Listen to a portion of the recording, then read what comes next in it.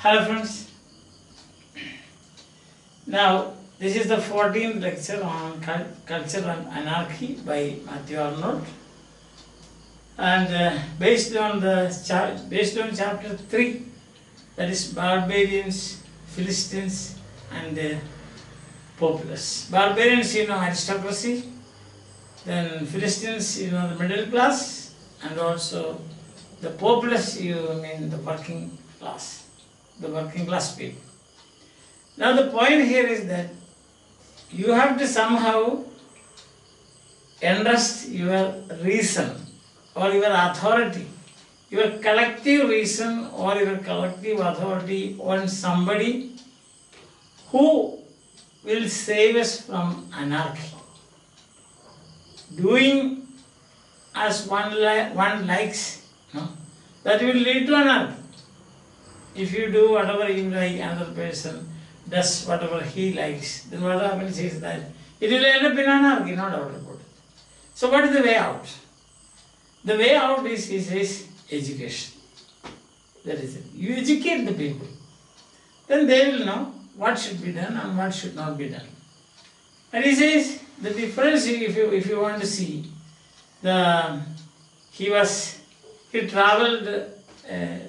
he traveled not only in England but also in the continent, different parts of the continent, Germany for example. So there when he about the education in Prussia, that is present-day Germany, he says that the best schools there are crown patronage schools. What is crown patronage school means? Crown patronage schools. What is meant by crown patronage schools? Crown patronage schools means education is run by, it is established and endowed by the sovereign himself. Sovereign means the king or the prime minister. That means governments. Understand? Because that much importance they are giving. That's for what? To draw out in them the idea of the right reason. So it is a very serious portfolio. It's a very serious subject. Education of children is a very serious subject because it's only through education. What is the meaning of education? See, education, actually the etymological meaning is duchere means to lead away, that's the meaning. A means away. To lead away from our savage instincts, away from our uncultured and uncouth instincts. Understand? So that is educare.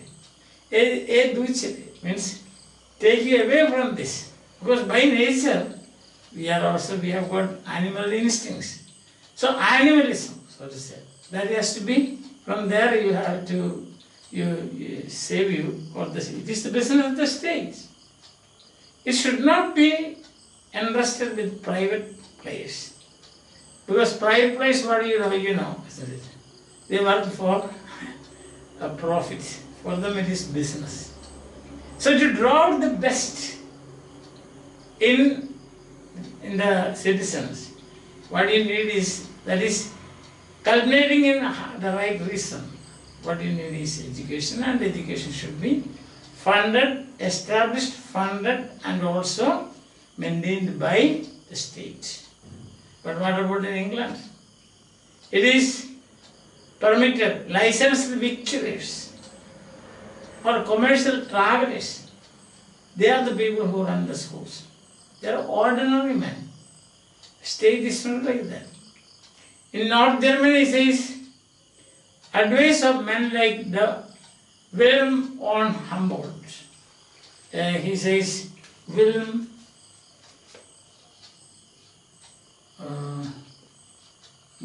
von Humboldt. Humboldt. See that? Wilhelm von, that is a German name, von. Wilhelm von Humboldt. People like him. The spelling mistake is there. W, this is German name. W-I-L, von Humboldt. The most beautiful soul. Yes, the most beautiful soul, he calls him, Wilhelm von Humboldt. He is the most beautiful soul who lived. And the state is taking advice from such people. See, that is, they are the better judge and they are nearer to right reason. Therefore, the state takes advice from them. In the continent, for example, it is not only about England, but in the continent, the idea is, it is a business of the head of the state or the representative of a nation. They should use their superior means. They should use their power. They should use their information, their knowledge to set examples and also provide suggestions to right reason. So this is the difference between England and the continent. The continent is a very serious subject. They take it seriously. Either it should be run by the person who should be entrusted with the education should be the head of the state or the representative of the state, head of the state or that is a minister. But in England, it's not like that. In England, they applaud bathos. Understand? B-A-T-H-O-S, bathos. B-A-T-H-O-S.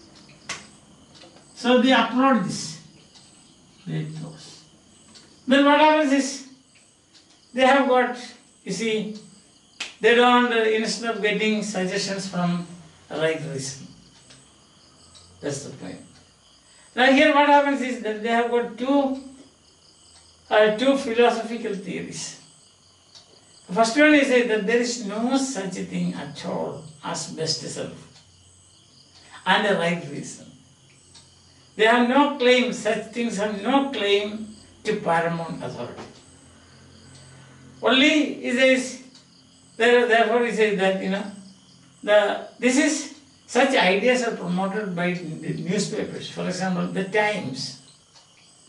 So they said the philosophical theory, there's nothing like this paramount authority, nothing like a right reason and so on. So don't worry about it, he says. And this, Mathew Arnold says, is a peculiar form of atheism. That saying that there is no form of paramount reason, there is nothing like great ideas and things like that.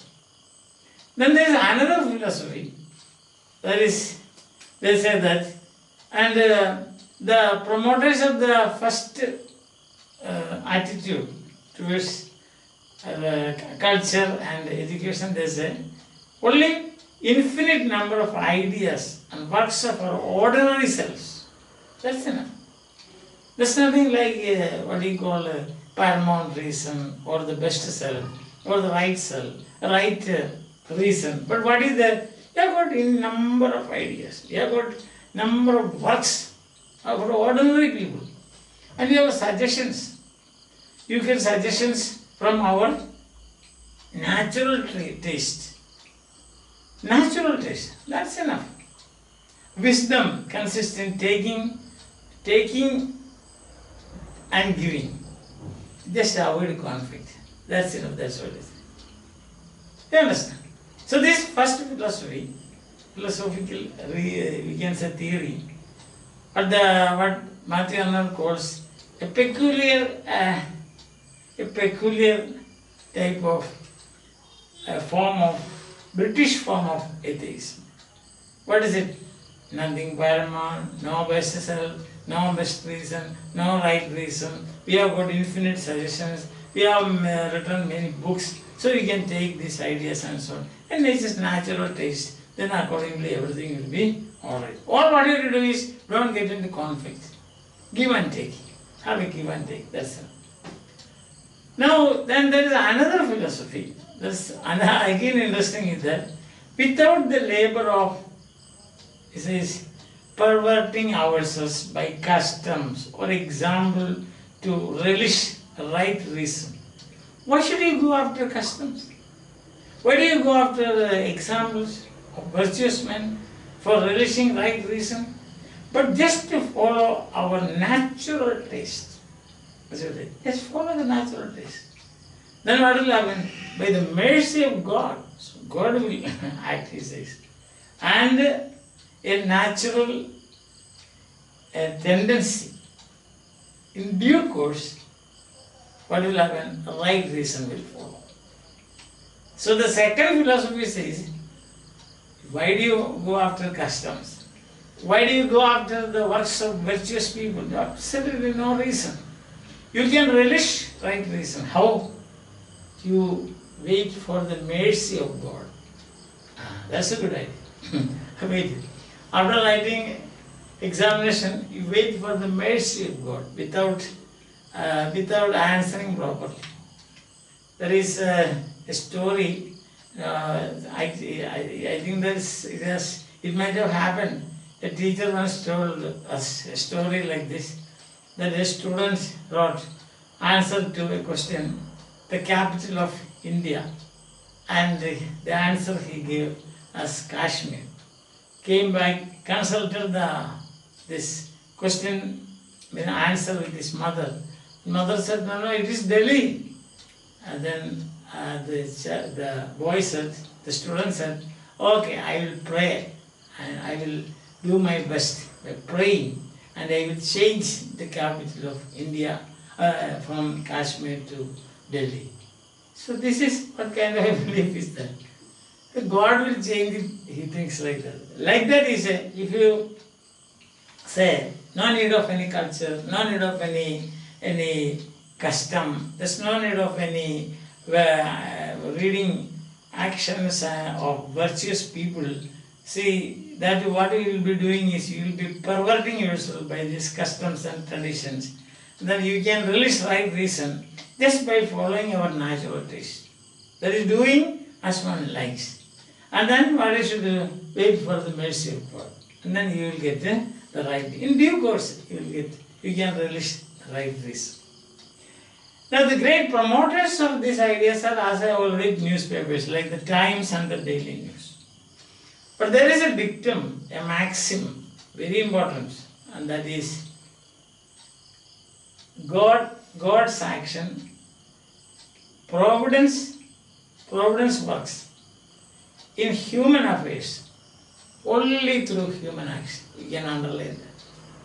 Providence works in human affairs only through human action. Nothing religious about this, nothing spiritual about this. This is a fact. That's why there is another version of this is that 99% perspiration and 1% inspiration. So you remember the story of the lazy cattle. Many such stories are there. So if you want God's mercy to work in your life, that can only work. The medium is human action. So you have to act. So what I have to do is that, so when we want to make right reason, act on individual inclinations, individual desires, individual behavior patterns and so on. You want that God's or human action, that is right reason should act. What have you to do?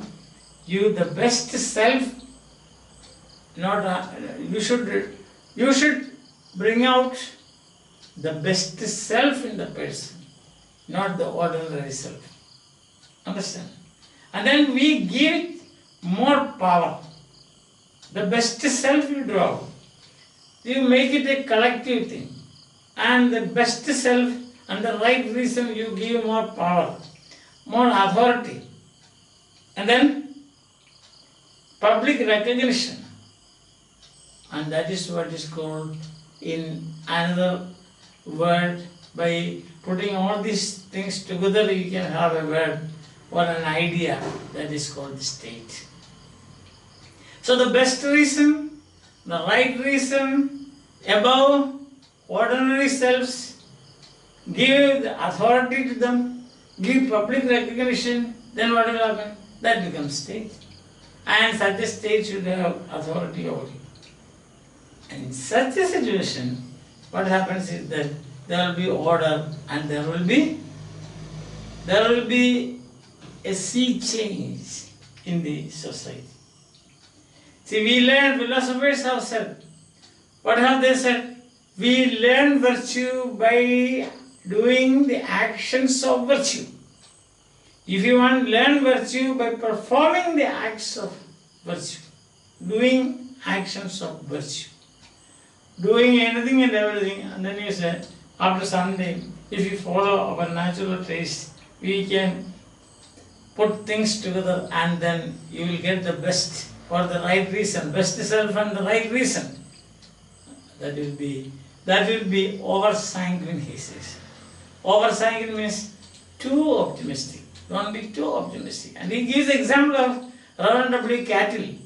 He is baiting, he is a papist baiter. Means always attacking the papacy, Pope. Can you ever imagine that someday he will become, he will act according to the best self in him? He will have the right reason. He will follow the right reason. Never. So that is, it is over optimistic. You are becoming too optimistic. You can be optimistic, but don't be too optimistic. Understand that? He is so optimistic that he believes that everything will be alright. Oh, that is not the right attitude to life. If you want the right reason and the best self, you have to entrust it with somebody, a group, give public recognition, give them authority over you, they will lead you. Understand? Then it says, individual in harmony with the right reason. What is the ultimate aim of education? What is the ultimate aim of governments? What is the ultimate aim of the state? It is individuals should live in harmony with the right reason. Again he quotes Wilhelm von Humboldt. He says he is such a beautiful soul. Already I have told you. He said that when he became the minister for education in Germany, that is in Prussia, you have seen already. He said he wrote a book. You know what was the name of the book? The name of the book was how the sphere of duties of government. Sphere of the duties of government. Sphere of the duties of government. Government, so we are always thinking, when we speak about government, we are thinking of this government. It is proposed by culture and anarchy. In Cultural Anarchy is the title by Mathew. That is the right reason, the best self. Then, what is a sphere of the duties of government? And you know what did he do as Minister for Education? He said, control of the state, the educational system. The education and the system should be controlled by the state. Crown patronage schools. State. That is that every student should appear for take the state examination. That is public examination. Listen. Public examination. See? And then he said there should be obligatory state examination for schools as well as examination for schools and examination for school masters. That's important. So state control or state examination for the school, that is students, and also state examination for the masters. And it says he laid the foundations of the great university the State University, the Berlin University. So these are the contributions of a person who was led by his best self and right reason, that is Wilhelm von Humboldt. I hope you have been following me now. So finally, in this chapter 3, barbarians, Philistines and the populace, what he says is that we must submit ourselves to best self and right reason. If individually you cannot do that, suppose it may be difficult for you, then what have you to do? You have to go through the process of education. And the education should be controlled by the state. Don't let private players come in and bargain and make it a business. That should not be done. And after that he speaks of two philosophies in England. One says that one is called a British form of atheism, a peculiar British form of atheism. There he says that don't worry, there is nothing like right reason and so on. It will automatically, everything will be alright. All what you have to do is don't get into conflicts. The second one says there is no need of perverting your mind with customs and other things like that. Wait for the mercy of God. He will do everything for you. That philosophy is called Quietism. Quietism.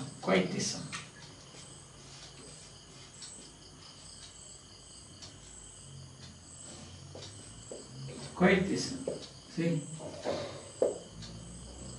Quietism, as Quietism, that is. The other one is a special British form of atheism. But he says both won't work. And the newspapers like the Times and the Daily News, they support this idea. See that? They promote such ideas. There is a maxim, it's a well-known fact that if God has to work in the society, you have to only through human action it will happen. So you have to do it. And the philosophers say that you learn virtue by performing acts of virtue. You learn virtue by performing acts of virtue. You learn charity by performing acts of charity. You learn good things by performing acts of good things. Understand? You learn how to help others by helping others. Understand? You cannot go on, say 500 times you sit down and read the Good Samaritan, the parable of Good Samaritan. I say 100 times, then what of that? If you are not putting that into practice, absolutely no use. Understand? Therefore, says, look at a person like Wilhelm Humboldt, who later he says the most beautiful soul whom I have ever met, says. And then continues saying that what he did when he became the Minister for Education. State control, examination for, compulsory exam for, state exam for students, state exam for teachers, and also founding a university. This is what a soul who is endowed with the best self and the right reason should do and will do. So only in best self, surrendering yourself, submitting yourself to best self and right reason, you will be able to save yourself as well as your country from anarchy. I hope that the argument is perfectly alright and you have been following me. Alright? So always think of this. Education is a very serious subject and it should be controlled by the state. Schools and colleges and universities should definitely be controlled by the state. Examination as well as valuation, ranking, everything should be done by state and also by people. It should be, you should get people like Wilhelm Humboldt to oversee these things. Then what happens is that is an answer to your all tendency to slip into anarchy.